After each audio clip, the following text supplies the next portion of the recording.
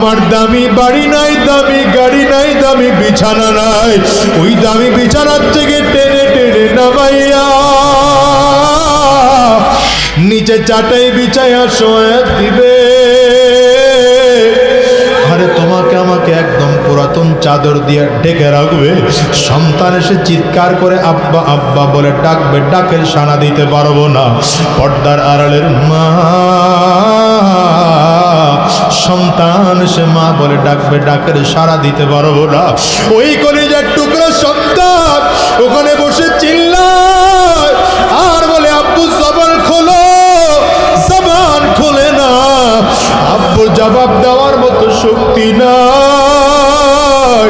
একদল লোক চলিয়া যাবে বাজার থেকে কাফনের কাপড় কিনে আনার জন্য, একদল লোক চলিয়া যাবে সাবান কিনে আনার জন্য, একদল লোক চলিয়া যাবে বাঁশ কিনে আনার জন্য।